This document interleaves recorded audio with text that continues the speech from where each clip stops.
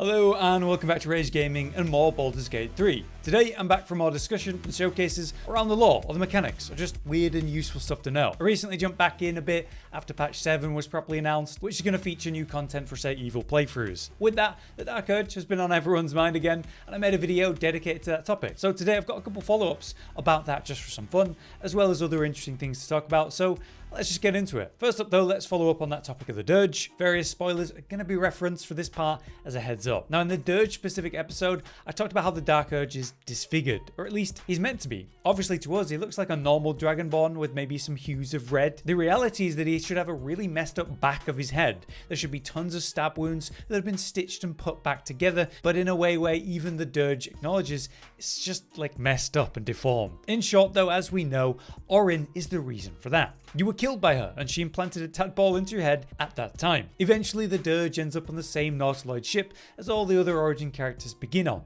but for totally different reasons. It was commenter Mike is Dumb who highlighted that we weren't just tadpoled, we were in fact the first of the Absolute's tadpoling plan because of that. During the Cleric chase, you find cultists in the colony area under Moonrise Towers. There's a lot of interesting interactions as the Dark Urge with the people at Moonrise. Here though, in the colony below, the Dark Urge was experimented on. It was a shock to find out you could eventually talk, how you resisted say the control of the tadpole, even trying to strangle the one who was experimenting on you. Down here where we find the pods with Minthara, there's even the pod for the Dark Urge where you were held. We can have that confirmed because if you have Asterion with you, he can taste the blood on the pod to confirm that it was yours. So clearly the absolute control wasn't working in that case, tests were needed. It was never even the plan that the Dark Urge would be an initial test dummy. After all, you can learn that the Dark Urge and Greataxe were the ones to form the plan and begin the absolute in general. So a question I originally had was how and why did the Dark Urge end on that specific ship with the other origins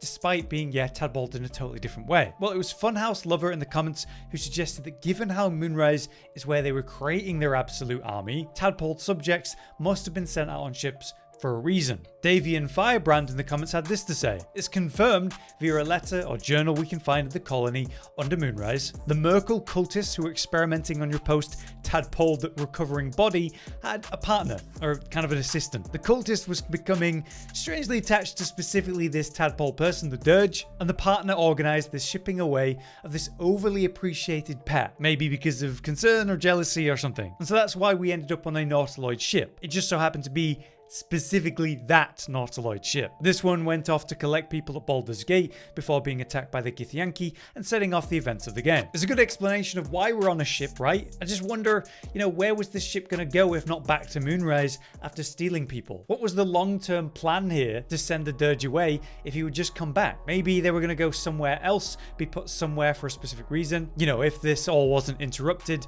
and the ship was destroyed.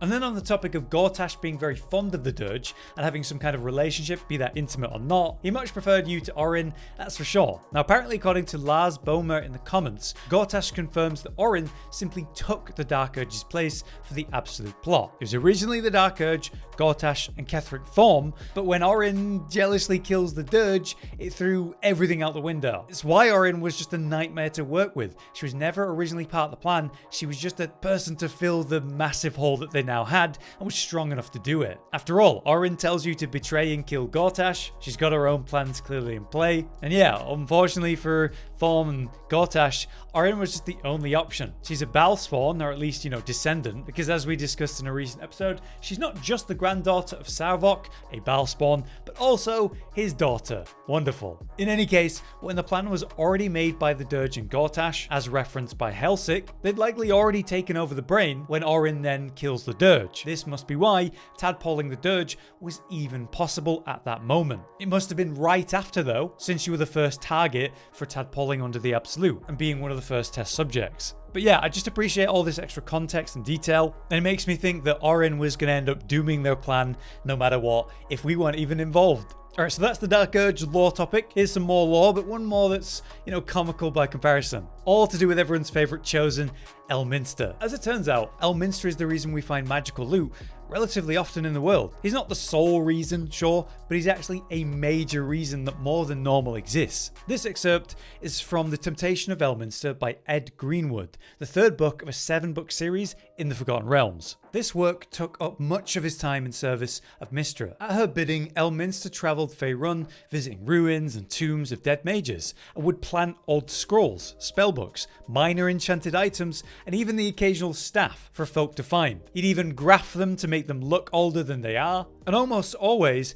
parts of the treasure would be notes telling people to experiment, leading them to create new spells, quote unquote. Mystra cared not over much who found the magic or how they even used them. It was just that magic was being used and more people could wield it, rather than few lording it over others. El actually loved this kind of work and had a tendency to linger in the ruins and crypts for longer, letting his lights and spell effects be seen to lure them to whatever he left behind. So by spreading these magic items and scrolls, people who can't even use magic could benefit from it. This somehow maintained the magic order at least a little bit, helping encourage new magic users and encourage magic users themselves to use new spells. You have to imagine there'd be a better way though, and it's a very mundane task for a chosen, even if Elminsters happen to enjoy it. Next up though, here's an impressive one from the devs as usual. I once talked about how the origin characters all have unique voice acting for say barbarian rages or certain spellcasts. Vicious Mockery is a great example, but it goes even harder for one specific enemy, and that's everyone's favourite hag. Auntie Ethal has unique Vicious Mockery lines to a shocking degree for every origin character, with multiple possible, and even based on the race of the target if it's not just an origin. Have a listen to a few. I wonder which parent regrets you more. Half-breed, Neil boy? Just like the matriarchs taught you to. You'll butcher your friends and your loved ones like the illicit scum you are. Some of my favourite ones are these. Deep down you like being leashed, don't you? That's for Asterion, obviously. There's another for Asterion that's, is there still a rat stuck in your teeth, slave? There's one for Gale, I believe. I can smell what's under those bandages, wizard. You're all rot and ruin. There's one for Githyanki, or maybe specifically Lae'zel, calling her a toad with a tadpole. Shadowheart has one that's, why would Shah love you when no one else does? Or finally for Will, it's, oh look, daddy's regret. Just brutal. And there's so many of them. Even now I'm learning about new levels of depth they've added that you can easily miss, and I just have. But speaking of satisfying details with voice acting performances, I did see a post about unique spell line deliveries on Reddit by the user Crockapot. I want to include some of those highlights we're talking about. Some of their favorites were these.